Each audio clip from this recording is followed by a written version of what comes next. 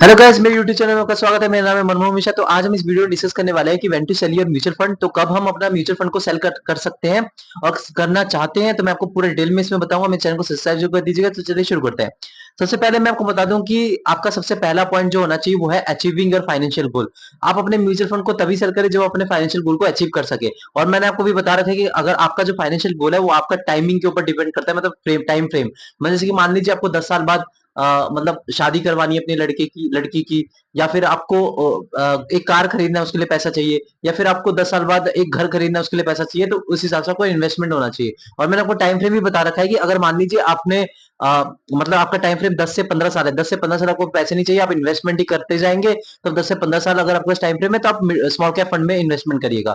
और अगर आपके पास टाइम फ्रेम 5 से 10 साल का है तो आप मिड कैप फंड या फिर फ्लेक्सी कैप फंड में इन्वेस्टमेंट कर सकते हैं। अगर आपके पास टाइम फ्रेम 1 साल से 5 साल के बीच है तो आप इंडेक्स फंड या फिर हाइब्रिड फंड में अपना इन्वेस्टमेंट कर सकते हैं, या फिर लार्ज कैप फंड में इन्वेस्टमेंट कर सकते हैं। तो उसमें आपको अच्छा खासा रिटर्न मिल जाता है। तो ये आपका अपना टाइम फ्रेम और आपका फाइनेंशियल गोल के हिसाब से अपना म्यूचुअल फंड को सेल कर सकते हैं। ये पहला आपका पॉइंट होगा। अब सेकंड पॉइंट हो गया पुअर परफॉर्मेंस। देखिए, जब आपका म्यूचुअल फंड परफॉर्मेंस कंसिस्टेंटली दे ही नहीं रहा है, मतलब एकदम पुअर परफॉर्मेंस है उसका, मतलब मान लीजिए, जबकि मैं आपको बता रहा हूँ कि कई सारे वीडियो में भी आपने देखा होगा, कई सारे अपने रिसर्च भी किया होगा, पता होगा कि मतलब आप 1 या 1.5 साल या 2 साल में आप प्रेडिक्ट नहीं कर सकते कोई म्यूचुअल फंड का परफॉर्मेंस। लेकिन अगर आप 3 साल या 4 साल, ज्यादा से ज्यादा 5 साल तक अगर आप वेट करेंगे, अगर वो परफॉर्मेंस नहीं दे रहा है तो तब आप वहां से एग्जिट कर सकते हैं। तो मेरा जो पॉइंट रहता है वो है 3 साल। अगर आप 3 साल तक अगर आप देख रहे हैं कि आपका म्यूचुअल फंड परफॉर्मेंस ठीक नहीं दे रहा है, ये ज्यादा से ज्यादा अगर आप एक्सटेंड कर सकते हो 4 साल तक करिए, उससे ज्यादा एक्सटेंड मत करिए, अपना स्विच कर दीजिए कोई दूसरे म्यूचुअल फंड में। ये हो गया दूसरा पॉइंट, सेल करके। और तीसरा पॉइंट हो गया चेंजेस इन इन्वेस्टमेंट स्ट्रेटेजी।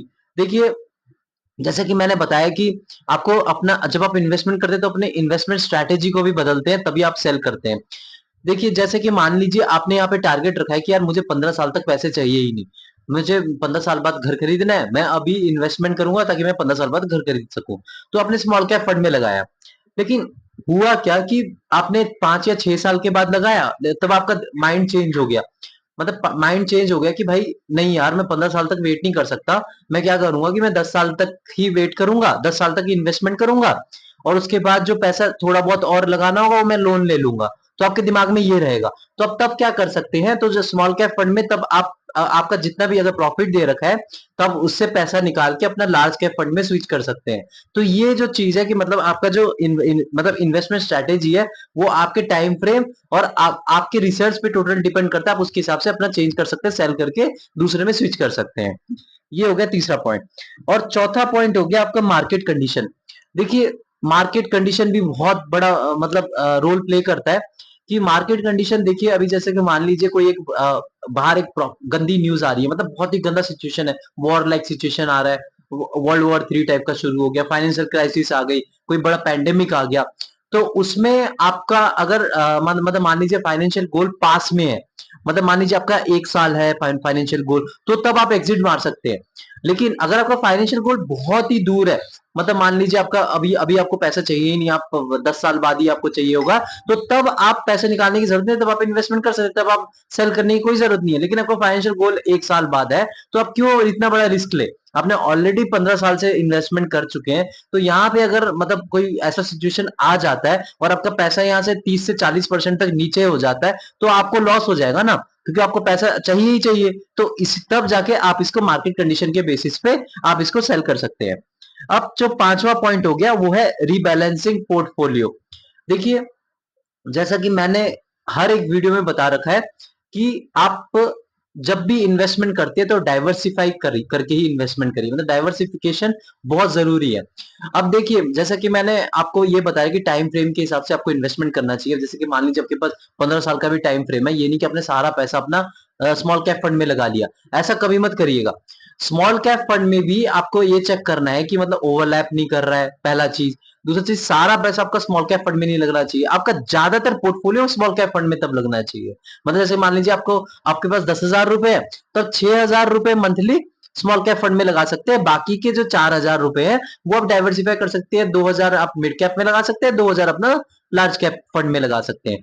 तो अगर आपके पास टाइम फ्रेम इतना है, ये नहीं कि आपने भाई सारा पैसा मतलब उसमें लगा दिया है, तो इस चीज में आपको प्रॉब्लम होगी और आपको सेल करने की जरूरत पड़ेगी। तो आप ये एक पॉइंट को भी कंसीडर कर सकते हैं अपने पोर्टफोलियो को रीबैलेंसिंग करने के लिए, क्योंकि आपका जैसे कि मैंने बताया कि टाइम फ्रेम आपका चेंज हो जाता है। आपने सोचा कि मैं 15 साल बाद पैसे मतलब सेल करूंगा, मतलब सारा जो भी मेरे पास म्यूचुअल फंड के एसेट्स हैं, लेकिन फिर आपके दिमाग चेंज हो गया, नहीं यार मुझे 10 साल बाद ही सेल करना है। तो उस हिसाब से अपने पोर्टफोलियो को रिबैलेंसिंग करना भी जरूरी है। जब टाइम फ्रेम आपका पास आ रहा है, मतलब कम हो जा रहा है, तो आपका ज्यादा एलोकेशन जो है पोर्टफोलियो का वो लार्ज कैप फंड या फिर आपका इंडेक्स फंड में होना चाहिए। लेकिन अगर आपका टाइम फ्रेम बहुत ज्यादा दूर है तो आपका ज्यादा एलोकेशन तो स्मॉल कैप फंड या मिड कैप में होना चाहिए। देखिए ज्यादा एलोकेशन मैं इसको मेंशन कर रहा हूं, आपका सारा पैसा एक प्रॉपर फंड में नहीं होना चाहिए।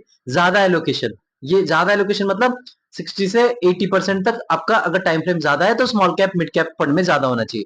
अगर आपका टाइम फ्रेम कम है, मतलब 5 साल है, तो आप उसमें इंडेक्स फंड में ज्यादा होना चाहिए, मतलब 60 से 70 या 80% तक इंडेक्स फंड में या फिर लार्ज कैप फंड में होना चाहिए। लेकिन स्मॉल कैप फंड में भी होना चाहिए, लेकिन माइनर होना चाहिए। तो ये ओवरऑल मैंने आपको बता दिए जो 5 पॉइंट थे, इन केस में आप अपने सेल मतलब म्यूचुअल फंड को सेल कर सकते हैं। तो मेरे चैनल को सब्सक्राइब कर दीजिएगा, मैं ऐसे वीडियो लाता रहता हूँ।